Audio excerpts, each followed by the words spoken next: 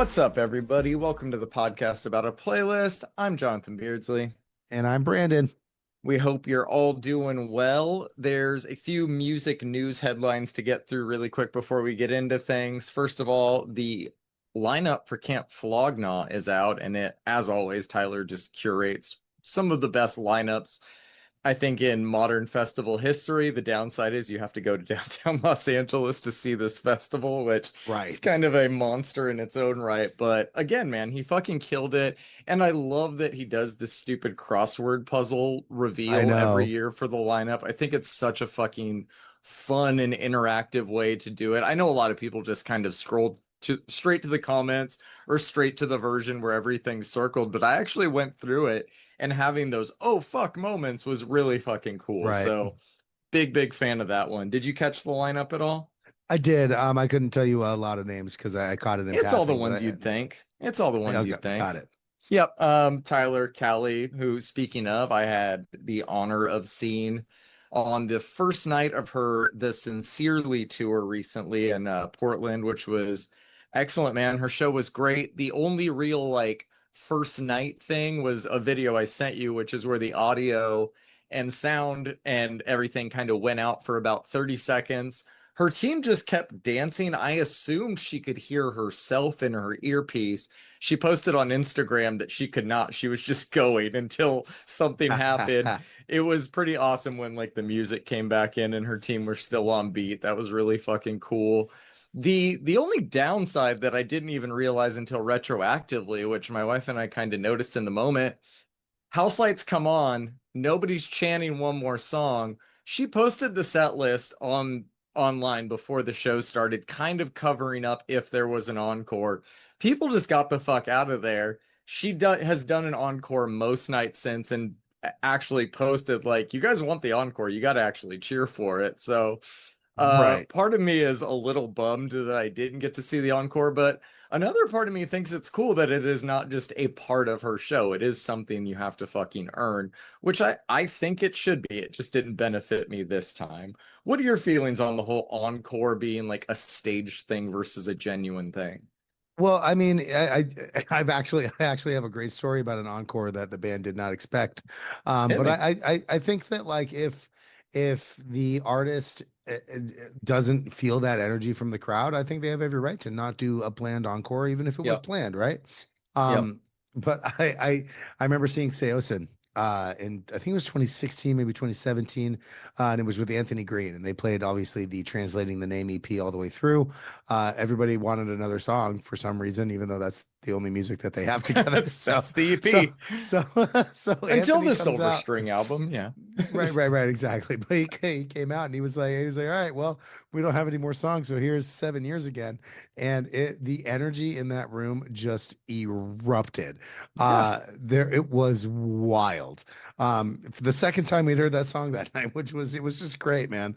But It's yeah, I the mean, I don't think they would have come out obviously if people weren't fucking begging yeah. for it. House lights had come on, nobody moved. Yeah, which they shouldn't. If you really want it, it's up to the crowd to be in unison. You can't do it by yourself, especially at an arena show when people are trying to get the fuck out of there. I think that that's fucking awesome. I would have gone crazy. That's like the scene equivalent of Travis Scott doing sicko mode like 8 times in a row to end his show, or Fiend. Like you're just gonna Right. go crazier every time they keep playing it. They should have done it twice more, man. Another I want obvious I want great to know what the caveat. conversation was in the backstage. Like Anthony's like, "Hey, somebody call Cove. Ask him if I can do You're Not Alone." Like, Oh, dude, would love to hear Anthony do some Cove stuff, actually. I have not heard that. Yeah, no, that was the move. I think the best example of a planned one is Blink doing the, hey guys, we're gonna set our instruments down and run off stage for 5 minutes like the show's over, but it's really not. Be right back. Whole thing right, that they used to do. right. That's fine. That's meta, that's self-aware, that's fun. But otherwise it's just kind of corny if nobody's really chanting and you still come on and do it. But come on, Cali fans. Come on, Portland people. We got to be better. We got to be better. Well, and then there's also the ones where they don't beg, right? Or they True. don't turn the house lights on, right? Hmm. And like for when I saw the Foo Fighters a while ago, 2018, I think, they just left the stage and the camera followed Dave. And so you could see the camera on like the big Jumbotron screens like following Dave, and like we knew something else was going to happen, but nobody was screaming for an encore. We just knew something was going to happen, and Yeah. something did happen, which was cool. Yeah, it's always cool when something does happen. You Right. went and saw Clooney and Disclosure the other week at the Air Museum, which I have ended up seeing a lot of videos from, not just that you sent me, but from online. That show that weekend seemed to be a hit, the whole Splash House thing. How was your time at those shows? All right. So, wow. Friday night disclosure. The opening DJs were great. I actually didn't take a whole lot of videos. I think I took one, maybe two videos, Hmm. all weekend. Like I know I sent you photos because I Yep. snapped some photos when there was some cool lighting or whatever. Sure. But like me and our crew we were just in it, bro. We were just dancing. Disclosure brought the fucking house down. Yep. Opened with when a fire starts to burn, threw in As they no should. cap, which we're going to talk about here in a little bit. But there was one transition that I just couldn't get out of my fucking head, and it was they were kind of paying homage to the one of the closers of the next night of the actual Splash House Festival, Neil Francis, by playing their song "Music Sounds Better with You," and then they mixed that into Latch, and just the way they teased Latch like 2 minutes before they actually ended up dropping it was the crowd just was going insane, man. Friday night was amazing. The company was fantastic. The whole crew had a lot of fun. And then Saturday was great as well. Clooney fucking brought the house down, played a fucking house remix of "Push the Button," "Galvanize" rather by the Chemical Brothers, and Hmm. you could tell the real ones in the crowd when they were like, "Oh shit," you know what I mean? Like, Very uh, jealous you saw Clooney. yeah, Clooney brought the house down. Other than almost dying after the show, I had a fantastic time. Both nights, it was a really good time. You call her Stephanie. Great, I, great. That's Clooney opened with that. Clooney of opened, course. and it was so great because, like, you know that I was talking to Homegirl, and I was like, dude, I'm so glad he opened with this. Gets it out of the way so people aren't just Yeah. waiting for it. And she was like, oh yeah, no, that's perfect. He played, he did it all. He did not play Sip and Yak though, which I was really kind of Breaks my disappointed heart. about. I know. Some EDM blog I follow was there, and they posted a few like videos from that show. And there was an ID that he played that a lot of people were trying to guess the artist of. And he's like, "This is one of my IDs." And he's like, "I have like 30 IDs that I've been played in my set. They're all Right. mine." So I think you Right. heard a lot of unreleased music that night. I'm glad you just danced your ass off and had fun, man, the way you Oh, it should. was it was just in the moment, bro. It was house music and it's one of its purest forms, bro. And it was I wasn't even like compelled to take my phone out. And you know what's cool, man, is that the crowd wasn't doing it either. There was not a lot of phones. The photos I sent you, there's not a lot of phones in those photos No, I'm because noticing less of it, which is good. everybody was in it. Everybody was fucking in it, dude. And it was a great time. It was a really good time. Shout out to the Palm Springs Air Museum. I had never been to that venue. They've hosted the afters for Splash House Hmm. many times. They did Desert Air last year, which I should have gone to and I didn't. But I'll tell you what, man, I am very excited to get back to that venue because holy shit, what a great time. Yeah, dude. I mean, I've shot events out there when I was a photographer and working out there, like car events. It's one, just a fucking cool air museum if you're into that shit. Two, it is an insane backdrop for whatever the event is there. Those planes is like kind of your eye line everywhere you go. It's almost surreal when you're in an event space there that is not tailored to that setting. And I think it was really cool the way they had the plane right behind the stage in your case. Oh yeah. The only one thing I didn't like, it's funny, like all of the planes obviously were like they're all war planes, right? Yep. I didn't like that they had the Predator drone hanging out over the bar. For some Mm. reason that rubbed me really the wrong way, man. I was like, wait a second. They should have taken that shit Wait, down. is Predator nonfiction?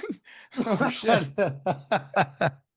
Oh man, that's fucking great. Well, I'm glad you had a good time, man. We got a lot of music to talk about this week, so let's get into things, Let's get in it. starting with the song you mentioned just a few minutes ago.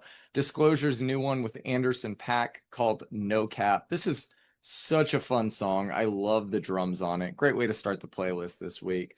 I know you're already digging this one too, man. But how much? Well, it's funny because you sent me the track and I heard that first hi-hat and I was like, oh, we're going settle. Yep.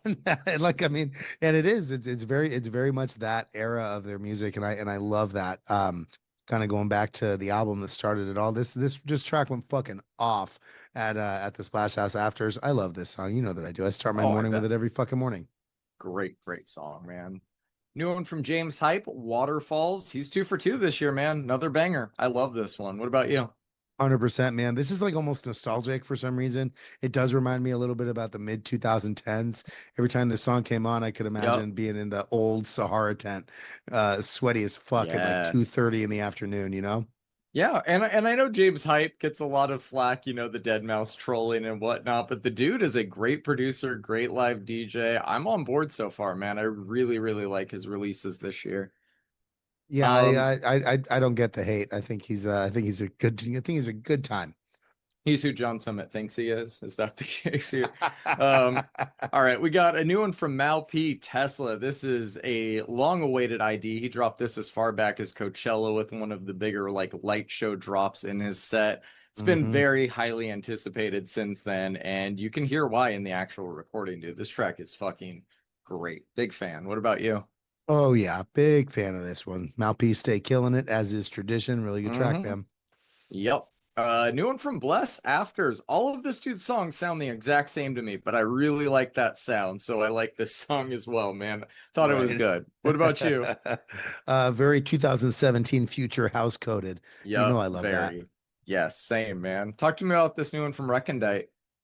As is tradition, Recondite comes through with the most chillest, more betterer, minimal tech house. You know that I love this shit, bro. What you think? Yeah, classic Recondite. Very crisp in the production. Big fan of that. Thought it was good. Oh yeah. New one from Feed Me called Pyro. I love when he incorporates house vocals like this. I thought this was excellent, man. What about you? I just want to take a second and like, bro, I am just fucking eating this year. We've got new Feed Me. I think he announced an album, right? Or at the very I least an believe so. EP. A big tour Um, album, yeah. big tour, big album. I've got two Silverstein albums. I got Between the Buried and Me album. Bro, I am fucking so full with music this year. It is my heart is just so whole right now. It's You know beautiful, I man. fucking love this song. Of course, man. No, this is great. I think this is one of the better, like, straight up Feed Me tracks he's released in a minute, too. And I really liked his last release. When Feed Me goes Um, full electro, you know it's gonna be a good time. Recession exactly. indicator, but you know. Recession indicator, feed me doing electro house again. Where's Mord Fusting at? Um, He's around. new one from Demi Lovato called Fast, man. The last album of hers we reviewed was a rock album and a good one at that, but this is a hard pivot the other way. I think just as successful though, man. I thought this song was really, really good dance pop. What about you? So I'm only partly joking with the recession indicator joke here because this actually is one. Yes. Pop music gets faster, and this has been studied. I'll try to link. Yep. It's like on NCBI, like it's like a legitimate study, peer reviewed and shit. Pop music gets faster, so that's that. Really do love this song. I've been bumping this every day, bro. This is a great track. Dude, it's fantastic. New one from Khalid, In Plain Sight. I have always liked Khalid, but his last album, Sincere, that we talked about, didn't have much staying power in my rotation. Within seconds of hitting play on this one, I knew I'd be listening to it a lot. It is not the step back into straight up R&B that like Scenic Drive was, but this Yeah. is a step back into the fun pop that like Free Spirit was in 2019, and I'm so so happy he is making this type of music, even if it's just for a single. But I think we're gonna get a lot more on the album in this way since it all seems to be themed around this type of feel. I dug the fuck out of this one, man. What about you? You know that I did too. This is right up my alley. This is the perfect brand in R&B. And Yep. I really enjoy this, man. I'm glad we have an album coming, and I hope it all sounds like this. I hope so too, man. New one from Bakar. Lonyo is the name of this one. Much like the Khalid track we just talked about, man. This is the first Bakar track in a while that's really made me feel something. I love it. I didn't really realize until doing a little bit of homework on it that Lonyo is the name of the artist that the main sample and the hook is based around. So it's cool to see him give, writing credit and some just name recognition in the name of the song. This shit's catchy as fuck, man. Big fan. What'd you think? Yeah, dude, this is such a fun track. I love the percussion on this one, dude. The whoever did that deserves a raise. The music video on it's so good. It starts off with this like little grade school kid asking him if he can have like the USB for the song, and he's just like, "Don't show your friends." And then it just hard cuts to all of them dancing on the playground to it. It's a really cool video. We'll Oh, put that's it in the show awesome. notes. Um, all right, man. New one from Cardi B. Imaginary Players is the name of this one. This girl can rap her ass off, man. Great beat, great flow. Props to her for getting such an iconic Jay-Z sample cleared. Some people think that it's sacrilege that she did. I think the song's good. People just need to chill the fuck out, man. What do you think about this one?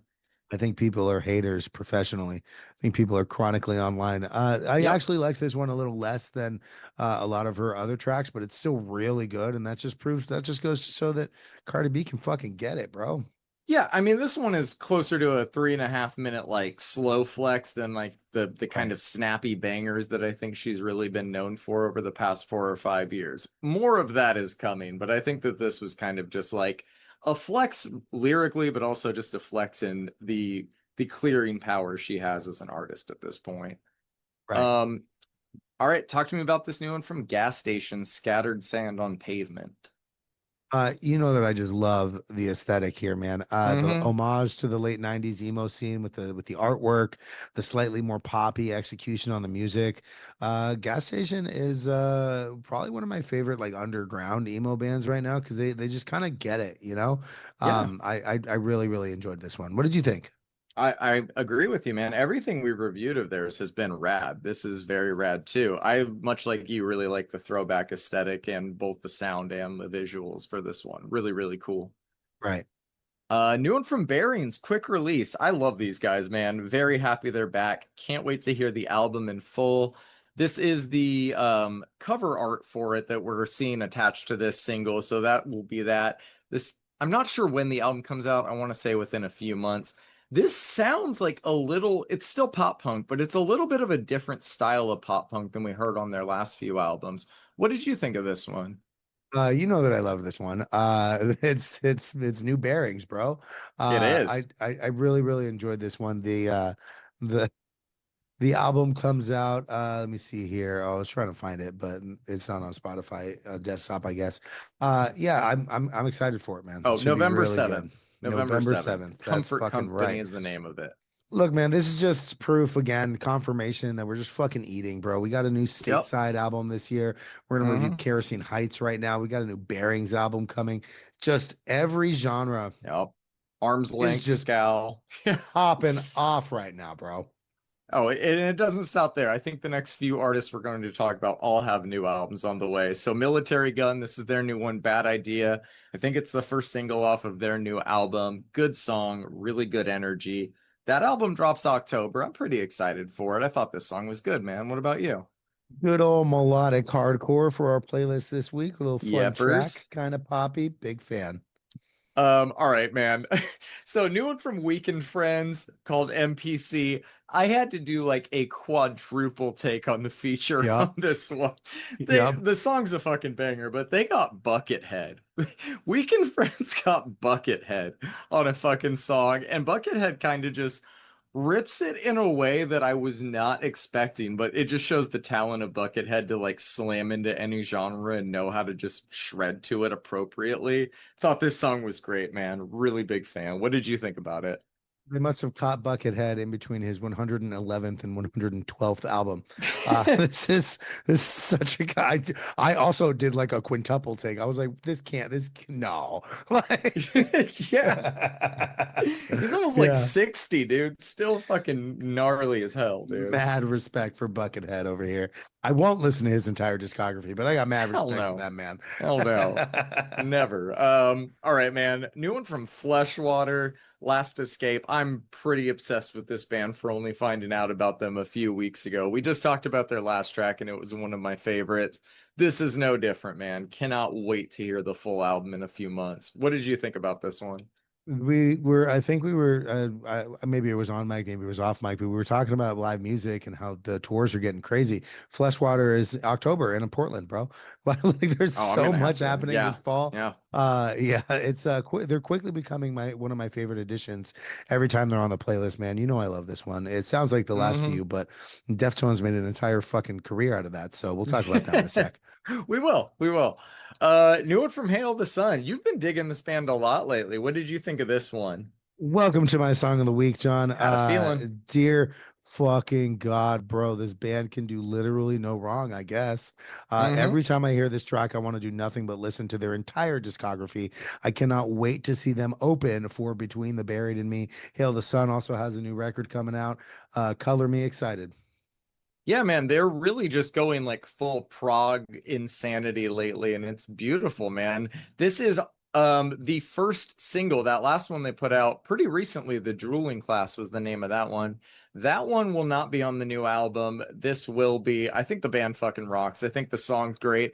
I think when we have rock and metal bands singing about fucking politics again, we're in a good place with punk. We're at least putting like the energy in the right place. So shout out Hail the Sun for not being afraid to go there, not just trying to sing lyrics that fucking sound cool. They did plenty of Right. that on their last album. New one drops October 24th. I'm pretty stoked for it, man. Well, That's crazy they're opening for Between the Buried and Me. Good for oh, it's them. going to be fucking huge for them, dude, because you know that Between the Buried and Me fans, they get there early, they get their beers, they get their merch, and Hmm. then they wait for the band. They're going to hear this band live and they're going to go, "Holy fuck. I'm going to get the record if it's for sale like real quick and run to the car." Oh, Yeah, same. and regarding the politics thing, man, like post-hardcore in and of itself has kind of strayed away from that as kind of taking the post part of their genre classification a little too far. I think more post-hardcore bands should be doing shit like this, and they should be standing up for whatever the fuck they believe in. And you know what Hail the Sun really reminds me of? Reminds me of like at the drive-in where there's chaos, there's control, there's screaming, there's singing, and there's actual politicism behind. There's like meaning behind what they're saying. They're not just talking about kissing their first Hmm. girlfriend. You know what I mean? Like, Yes. And I think At the Drive-In's a great comp. I also think like you said, the chaos and the control is the one thing, but they almost do it with like the freneticness of like Fall of Troy used to have. yes. And it's just this insane combo that like I think a lot of people might be like intimidated by. I think it's kind of challenging music even for a genre, but I think they do it in such a way that you're interested and you're engaged, and I think that that's a feat in itself. So shout out Hail the Sun. Big fans on this podcast. Real shit. All right, man. This new one from Deftones, Milk and Madonna. I don't want to talk about too much because we'll be talking about the album in full next week. I liked this song. Chino actually lives up here in the Portland area. He swung by a local record store, Exiled Records, signed a few copies of theirs before the release of it. I Oh, that's think gave them cool. like a test pressing to raffle off. Pretty fucking cool. All of those went. It looks like all of the local record stores did listening parties for this album, and all of them had pretty good turnout. So man, uh without getting into the music yet, rock music is just fucking back right now and I'm loving that. So shout out this song, man. Anything you want to say about this one?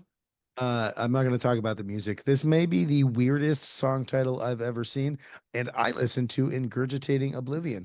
At Warp Tour, I counted, well, I think I texted you. It was either 57 or 47 different Deftones shirts, and you know only 15% of them are actual Yep. fans. But you know what? Shout out to Deftones, shout out to their TikTok virality, and shout out to everybody that's listening to rock music in 2025, baby. We are so back, John. Shout out. Did I ever tell you I found out Finch started as a Deftones cover band? That doesn't make any sense to me, but I love that. I love It doesn't everything that make you any just said. sense, but when you go back and listen to Letters to You, it makes perfect sense the way he tries to do the new metal scream. Go You know back and what? listen to that. Don't threaten me with a good time. I'm Oh, I gonna go would know. listen to Finch tonight, babe. Shout out Finch. I love that fucking album so much. That's a classic. All right, man. New one from Restraining Order. Were You There? I am always a fan of some straight to the point punk like this. Great song. And we got a new album from them on the way too, man. Dear September God. 12th. That should be a lot of fun. What'd you think of this? Dear God, man, we are eating. Wow. Yeah, the restraining order just fucking kills everything that they touch. Their last album ended up on my top five or top 10 rock albums of the year. I think it was 2024, maybe 2023. One of those. Anyways, love Somewhere this around there. one. Same, man. Really, really good. Looking forward to that one. What'd you think of this new one by Bloom, Withered? So I found this band because I was like, who's opening for Silverstein on this tour? Turns out it's these guys. Checked them out. This was Solid. fucking hard. That double bass groove, bro. The subdued little panic chords in the chorus. Mm-hmm. Good shit, man. I really liked this one. And that breakdown at the end, dude, man, I thought it was a very good track all around. I had no idea who they were, so that makes a lot of sense. They're opening for Silverstein. I think they're going to be really good in that spot. Show up early, people. Show up early, catch the locals. We got a new one from Garia. This one is called Submerge. What are your thoughts on it? Bit of melodic black metal for us, man. I know we got a Hmm. little bit later in the podcast, but lots of emotion in this one. Yeah, man, I like this band and the song. It's funny to hear the singer sing about gasping for air and not being able to breathe while also wearing a mask. Like, brother, take that off and breathe a little bit, you know? Like, this is kind of self-imposed, but the music rips, dude. Good song. Thank you. We gotta talk about this new agriculture one, man. The weight, this band is fucking insane. Every song they've released since we started covering them has been crazier than the last. Artwork on this one is incredible. I'm very excited for the new album, man. What about you? Our notes are literally exactly the same. My notes are literally every track they've put out I've really liked. They have a way with their music that's just so unique. Because Yeah, that's what it is, man. They that really are unique. Are they black metal? I don't care. This is fucking amazing. exactly, exactly. We don't need to care. I don't New one care. from Despised Icon, Over My Dead Body. This shit is so fucking hard, dude. I love it, man. What about you? Oh boy, when I saw New Despised Icon, it's another time when I was adding shit to the playlist and I had to like quintuple take. I was like, oh Yep. shit, we're so back. So this is featuring Matt Honeycutt. Matt is from Kubla Khan, which Oh, okay. immediately told me Okay. that this track is going to be a ripper. It is Yep. indeed. I have a fun fact though. I was out at the bars, I want to say a couple days ago, I think Sunday, went to the Hood, went to the Desert Fox out here in Palm Desert. And Hmm. I had had a handful of drinks, and so I'm talking to everybody that I know about music or everybody that I've just met about music. I asked like eight different people what they're listening to right now, and at least three of them said, "Oh man, I'm really liking Kubla Khan," and I was like, "What?" Interesting. It kind of blew me away a little bit. I was like, "Wait, what the fuck did you just say to me?" Where's that coming from? Where was that months I, ago? I mean, we'll take it, but okay. now granted this was at the Hood, so you've you know the demographics might not be it might Sure. not be the Red Barn, but you know, Yeah. Yeah. Hey, man, I've played the Hood. Good crowd. I like the Hood. definitely good crowd. I've seen the Dead Kennedys there. Great crowd. One more single. I'm honestly a little shocked this one is not your song of the week, but you're hearing your song of the week makes sense. So this one is Holy Moonlight by the Acacia Strain, the band that keeps on giving, man. This shit fucking rules. What'd you think of it? Obviously, this is my runner-up song of the week, which Of course, is yeah. crazy on a week that Feed Me released a track. Just throwing that out there for people who know me as a human being. Look, Yep. man, I know that bands like Portal are like heavier than the Acacia Strain, but holy fucking shit, dude. Shout out to the Acacia Strain. They've been doing their thing for like fucking 20 years, and they never do the same thing twice, number one. Number two, they are crushing. They're just Hmm. crushingly heavy. Go see them live, everybody, before they start putting barricades up at their shows because they're about to get big, I think, 20 years into their fucking career. I was gonna say, man, I mean, I think they'd be there, but yes, I'm still going to encourage the speed people should go see them with. Be urgent about it for sure. Yeah, if they're Um, playing at an Elks Lodge, go do that immediately. You're gonna get hurt, but or a worth it. Denny's. Can you imagine the Acacia Strain shutting down a Denny's? What the fuck Yes. is up, Denny's? Oh my Oh God. man, Hold would up. I'm love gonna it. call my local Denny's. That one by the mall would have been perfect for the months that it was for I sale, to be know. honest. I know. It's a Chase Bank Perfect. now. It's a Chase Bank now. Fucking boo. Fucking boo. Oh man. All right, let's get into these EPs. We got a couple this week. First off, Dead Mouse, new EP, Error 5. Thought this EP was fun. It's new stuff, sounds familiar. Sixes and eights both feel like quintessential Joel stuff. What a Save is kind of a throwback. Who knows when the next album will actually come from him, if ever, but I think EPs like this definitely help, man. What did you think of these tracks? It might have been a joke, but I saw on the Dead Mouse subreddit that a new album has been released or announced. No release date yet, but I think it's called Album. But this That is fits. but yeah, Dead Mouse has quite a way with beats, man. This came on and I'm just fucking grooving to it. Apes is such an ethereal track that bass line just never quits. But what a save, like you said, bro. That feels like a random album title cut. You know what I Yup. mean? Yup. Do you think he's had that melody and that bass line just like sitting? And he's like, oh, what's this in my computer? And Yeah, that feels like, yeah, like 4x4 era that it's existed right, since right, then and right, maybe just didn't get finished till now. I had the same thought, honestly. I think it's new, but it feels like that, which is really cool. right. All right, we got this collection of songs from Dominic Fike, I guess. These are the first three singles off his mixtape, which he ended up releasing a few days after this. None of these songs did anything for me. I skimmed the mixtape. We don't have to review it. I liked one song on it. What about you? Did these do anything for you? Don, my notes say you know exactly how I feel about these songs. Perfect. All right, man. We'll move on to this EP from Unprocessed called Solara. What did you think of this one? So this is heavier than they've been on their last couple of releases. So I was actually a little apprehensive when I previewed it. I thought we were going to get some of the softer stuff, and we definitely have some, but this is most definitely not soft in like a lot of No. ways. Love the bass tone. Please, please, please, producers who are working with metal artists or metalcore artists or gent artists, let the bass shine, man. If Yeah. everybody's reaction to Moon Healer from Job for a Cowboy is any indication, people want to hear that bass, man. Yep. Yep.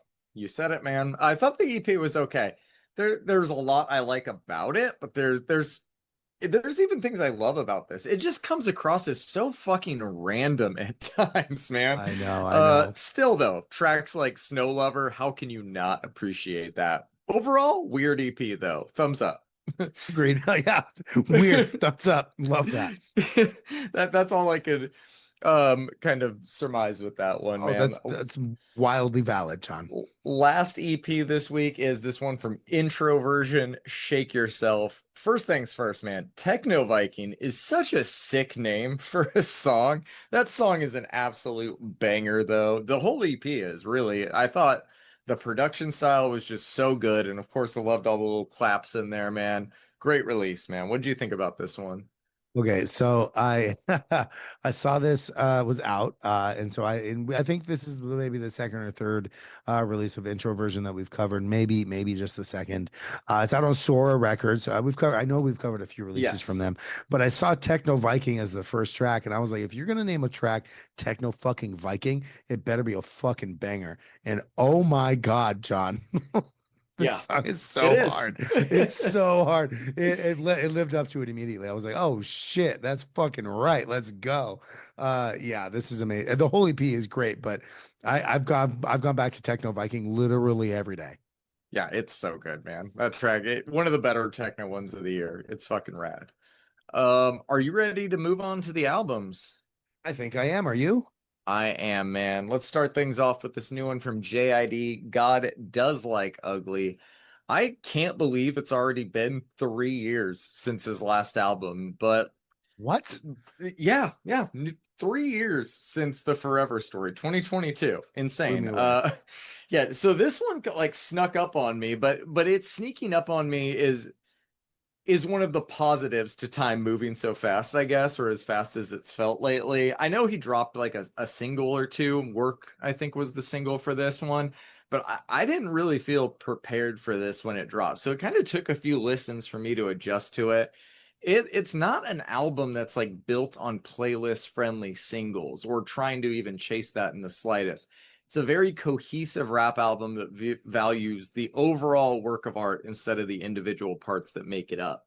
Everything about this album feels like it was made with care and intention, as is usual for JID. He's one of the best rappers today. Like that's just it. From a technical perspective, there's nothing he can't do anymore. His endless Undeniable. skill has not always translated to the type of acclaim that his peers have had, though.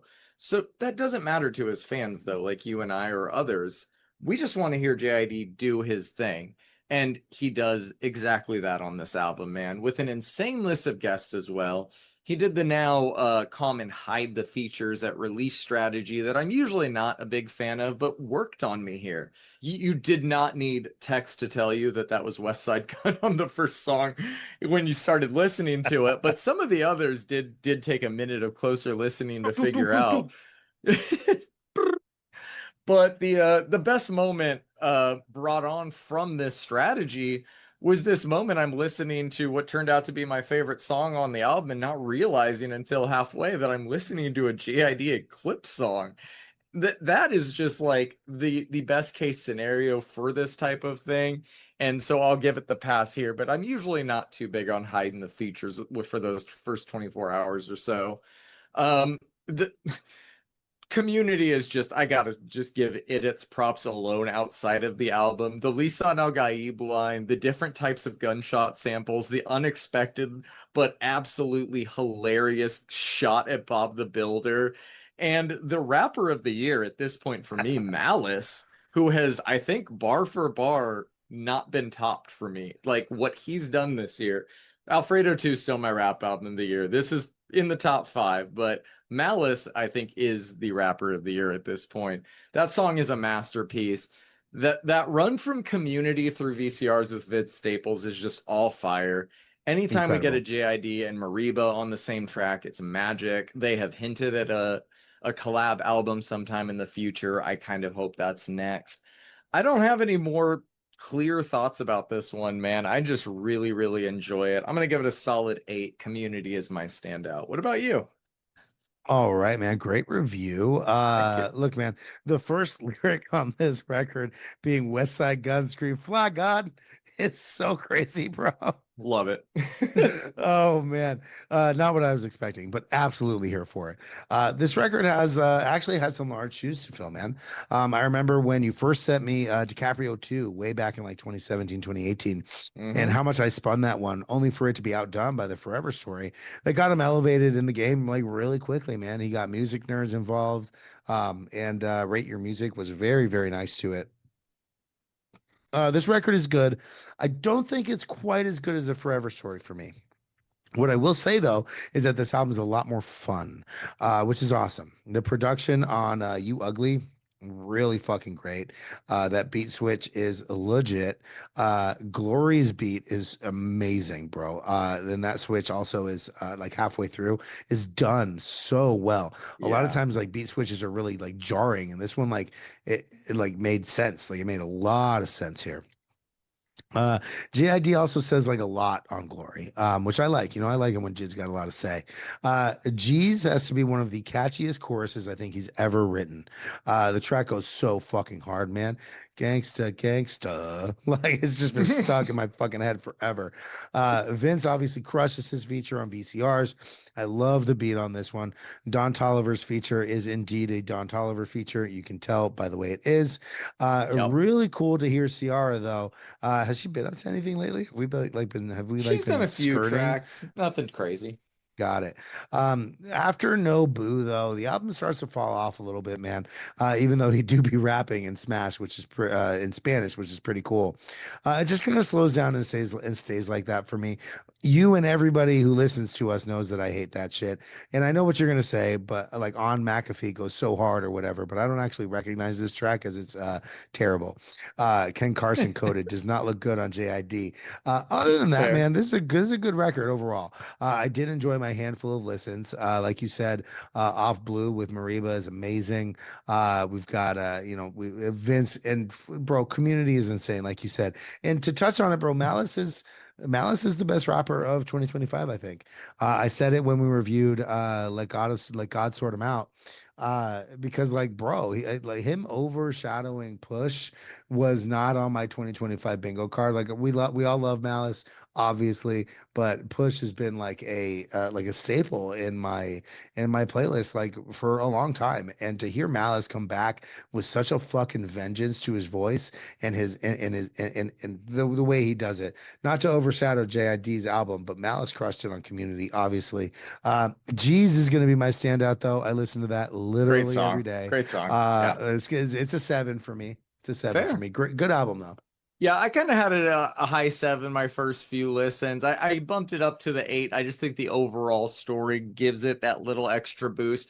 But I didn't know the Forever Story was so definitively your favorite. DiCaprio 2 is always going to be my favorite. I don't think he'll top that. It's a toss-up between Forever Story and Never Story for my number two spot.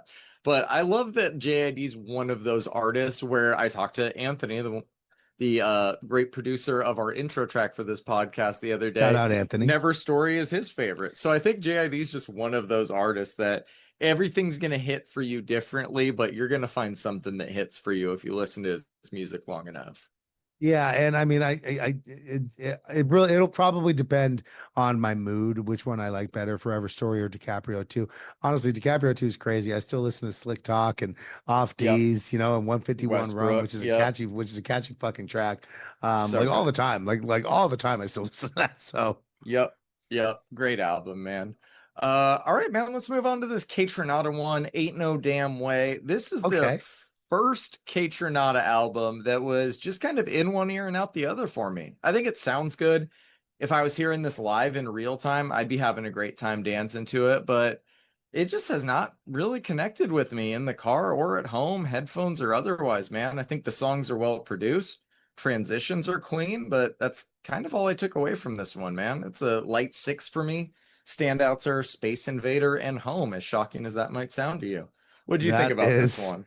all right, John. I love it when we disagree about things. Please hit me.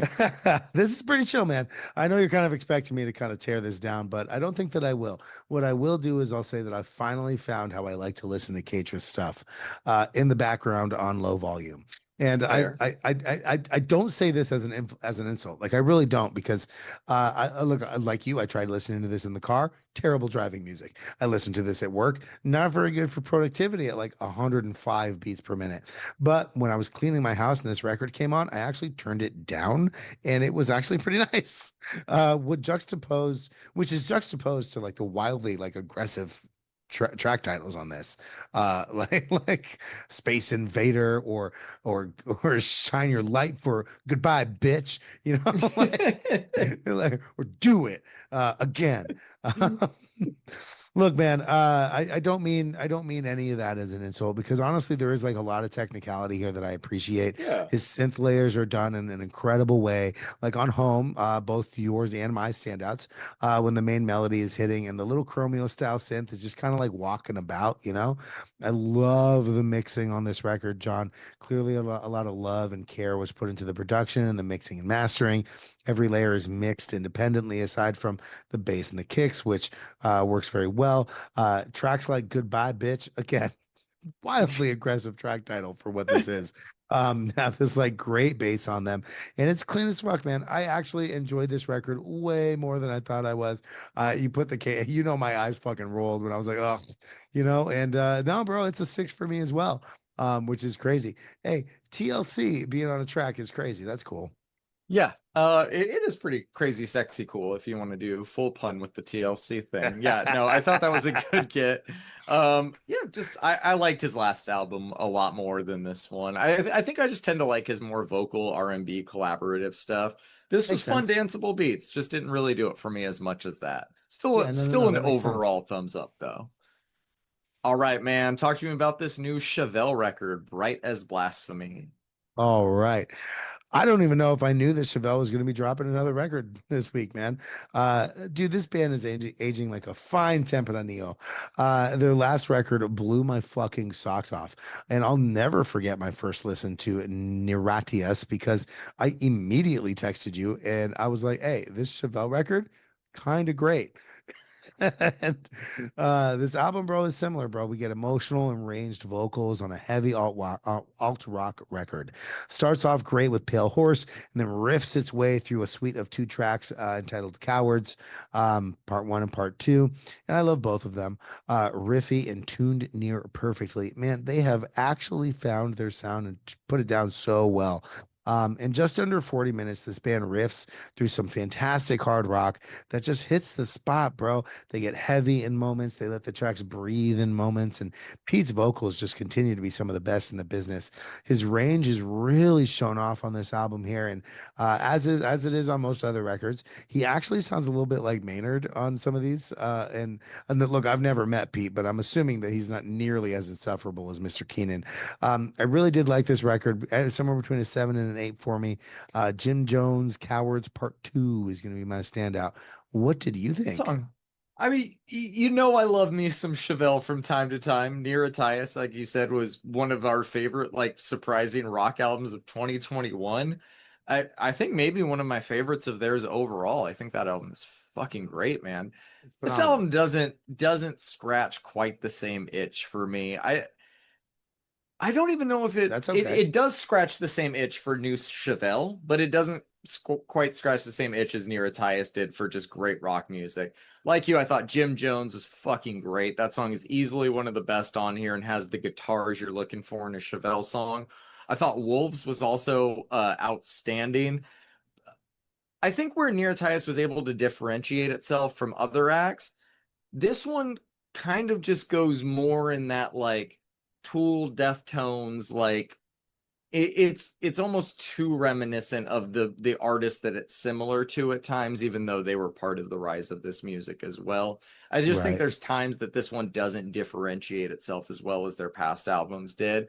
But I thought it was still a fun album overall, man. It's gonna be a 6 for me. My standout is also Jim Jones. I think that one's just head and shoulders the best song on this album by A far. great fucking track, bro. Yeah, yeah. Easily one of just the best slam and alt rock songs this year.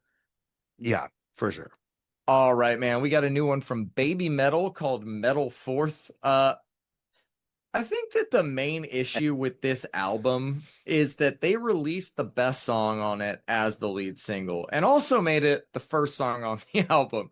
So as a result, everything that comes after it has just felt lesser to me. There's some Hmm. valiant efforts to elevate this by Spirit Box and Tom Morello, but that exposes the flaw with an album like this, and that's that it's only as good as the feature when it's so feature heavy.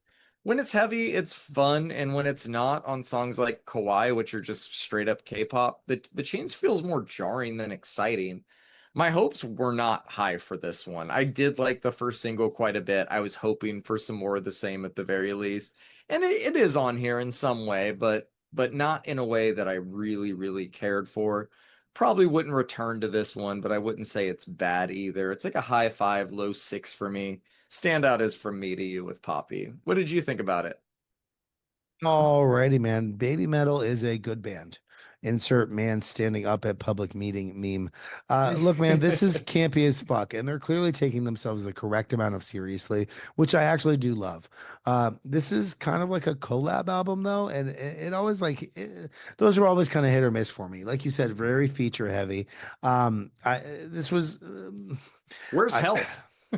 it was neither more a miss or a or a hit for me on this one. Look, I did enjoy at least half of it, but I don't think I'm going to be coming back to it very soon.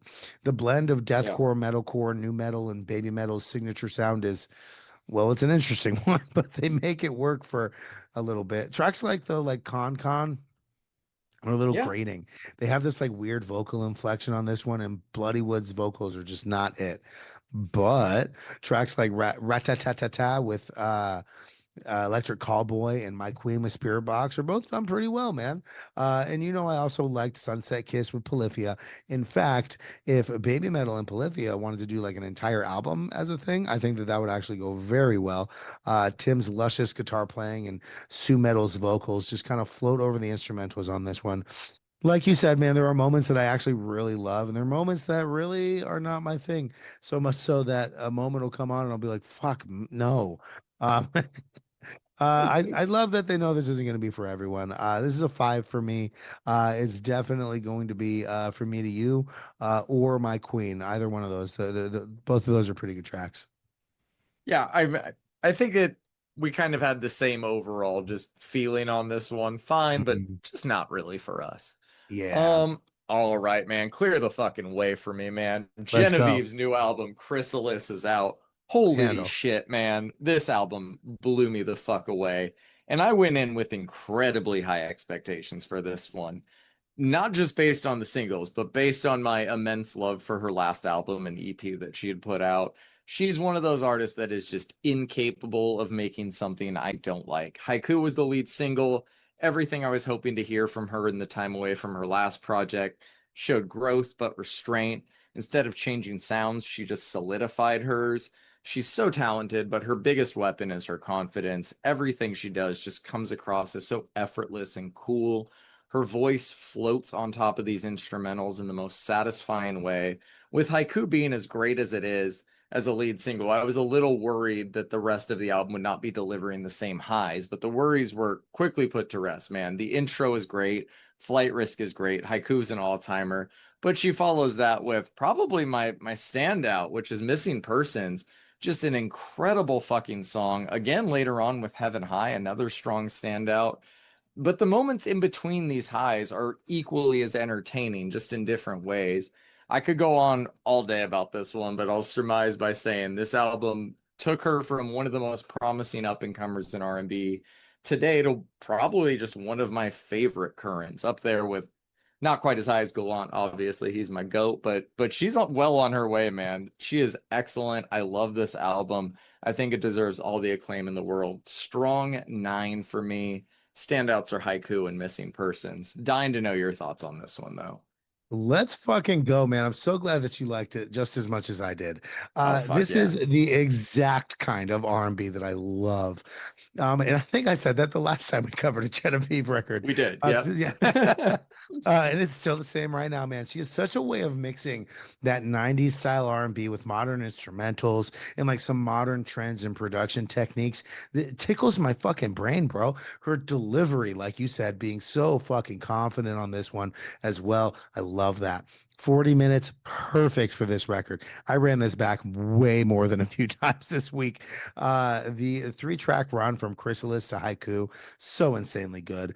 No features, just good fucking vibes the entire time on this thing. I might actually buy this record. I don't even think I own any R&B records, man. I am a big You fan of should. Genevieve. I'm a big fan of this album, man. Favorite R&B album this year so far for me. Hard 9, Flight Risk or Heaven High. Either one of those tracks are fucking amazing. Hard 9, dude. Fuck yeah. So this one's up there for you too with like I forget what you had the they one, I think, pretty high as Yes, well. So yes, that's yes. Yeah, fucking that's a good rad, one.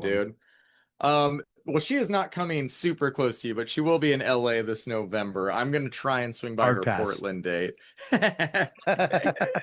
I'm buying you tickets. I'm gonna guilt you into going. Hey, if you Uh, buy me tickets, I'll fucking go. Buy me two so I can bring someone. yes, of course. All right, man. Talk to me about this Blackbraid album, Blackbraid III. Welcome back, Blackbraid. I know black metal purists are weird about this guy, but holy fucking shit, did this album just bang. War Drums starts us off right after Eulogy and just crushes. His vocals are getting more and more unhinged and shrieky, and that's exactly what you want in a black metal record, or at least that's what I want.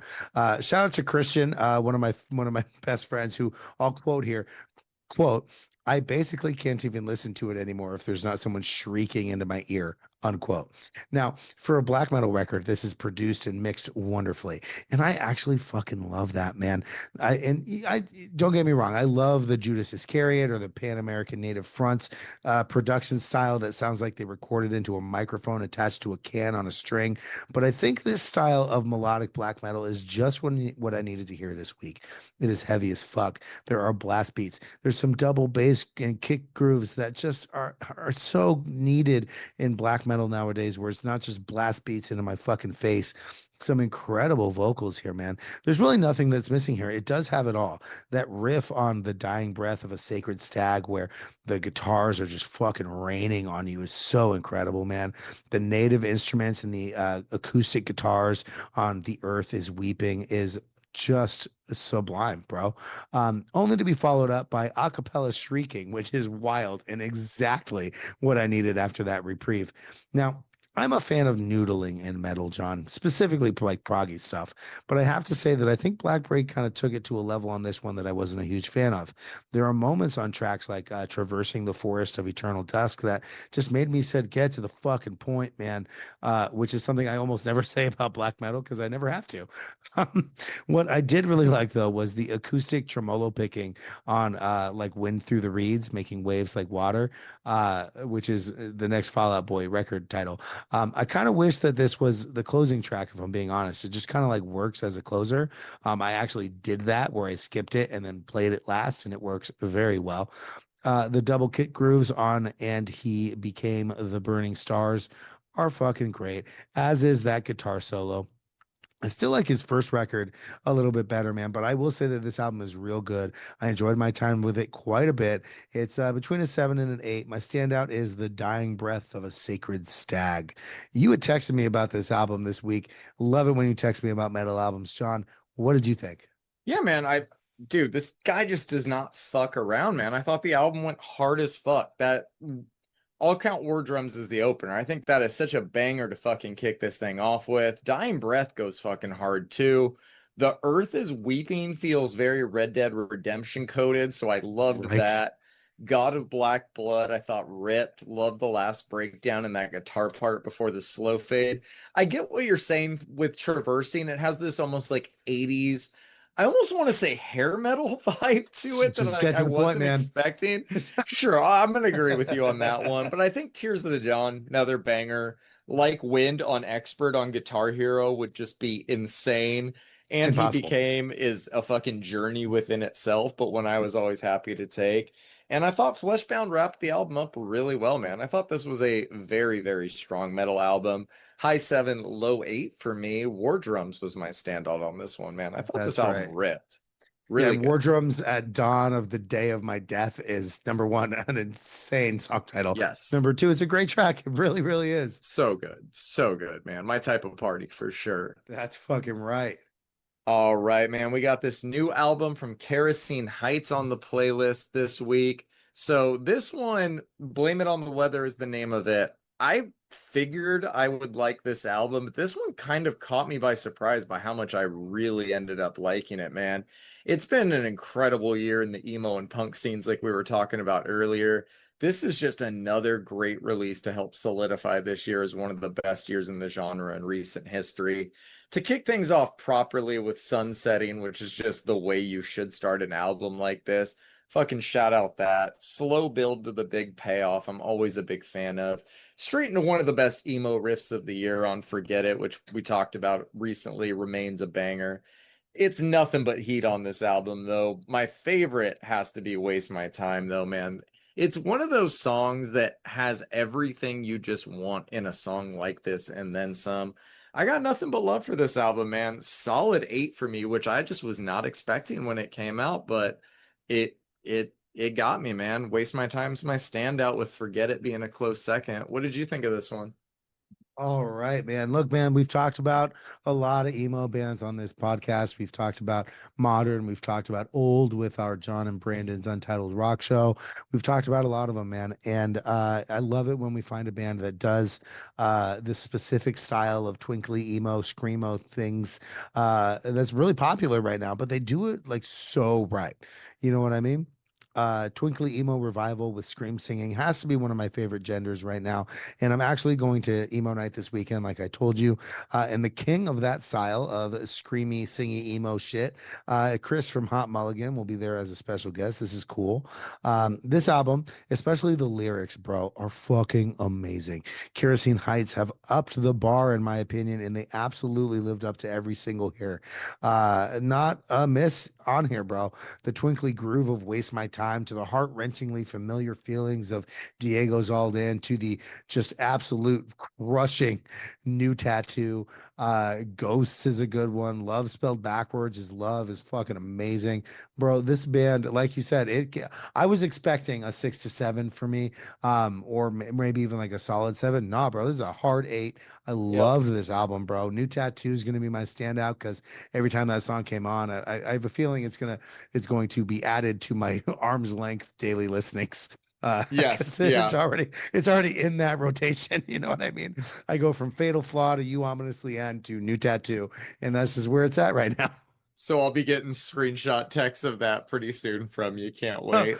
Oh no! Oops! Listening to Kerosene Heights again. I'm glad you enjoyed this one just as much as I do, man. I love that it kind of That caught was us both great. by surprise. Shout out to them. They deserve all the credit for it, man. It's a great album. Also, shout out to Blame It on the Weather, which is a Silverstein reference for Call It Karma off of Discovering the Waterfront, which is how they open that song. Gotta fucking love that, man. Respect your elders. All right. We got Shane is seething right now. he's fine. He's fine. All right, man. Talk to me about this last one from the British Murder Boys, aka Regis and Surgeon. John, I have ascended. This album is so much fucking fun, dude. Wow. All right. So everybody knows I love Surgeon, one of my favorite techno producers of the last few years at the very least. He's actually released an album this year. He released an album last year, or was that the year before? I don't care. I knew that he was in British Murder Boys, which is why I was following him, which is why I was following them. Regis and Surgeon have done a lot together. They've done Store, Stoor, at the Amsterdam Dance Event every year. They do a Stoor. This year, I believe it was Regis, Surgeon, Roadhad, and there was somebody else there. Maybe it was just them. And it's an all hardware, no computer techno dance party for literally 8 hours, the entire time that the festival is open, Sick. or they start like 3 hours after the festival opens. But yeah, they do that, and they did that last year. I'll try to remember to throw a link in the show notes. Wow, dude. We've talked about like specifically Surgeon doing like not 4/4 techno production, and I got so much of that here, bro. I can't stop listening to this album.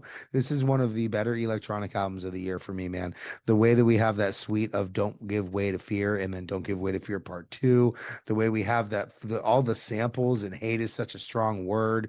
Fucking Splinter is wild, bro. Like, wow, dude. I really loved this album. This was a techno journey, and I don't even know if you can call it techno. There's a couple tracks I believe like Rule by Law and Fist are both pretty classic techno. I'm gonna Yeah. call it techno. Fuck it. This is amazing. I loved this. 8 to 9. Throw a dart at it, bro. I think this is an experience as in and of itself, and I don't think I could pick a standout because I think it's supposed to be listened to all at once. Well, I can. My standout's Fist. It's really easy, man. Pick a standout. I'm just fucking with you. I was unaware that Regis and Surgeon had a collab project, to be honest, man. So this was just first of all, awesome fucking name. But second of all, this was just a really fun surprise to dive into completely blind. We have not done a ton of full-length techno albums this year. So that in itself, like you said, was a really fun surprise. I don't really have I think notes for this Surgeon one. might be the only one that we've covered. I was just thinking that. I was going to say outside of Surgeon, which this is on brand for that, man. I thought the album was really good, really fun, like you said. Solid 7 for me, just great vibes all around. And yeah, I was not joking. My standout is Fist. I love For that you. song. Great song. Yeah, man, really fun album. Thank you for adding it and showing them to me. That does it for the albums we'll be covering on this episode, but we'll be back next time. We're going to be covering new ones from Deftones, Hot Mulligan, The Beaches, The Best. I think that new Evergreen Terrace split EP's dropping this week. We'll I'll definitely be say checking that less. out. Yeah, so make sure you guys tune in. You can follow the link in our show notes to follow our weekly rotating playlist. Keep up with what we'll be chatting about on every episode. If you want even more content, just follow us on Instagram or Reddit. Just search Brandon's Face Pod. We'll see y'all next time. Happy engagement, Peace. Taylor Swift. Happy engagement. Bye.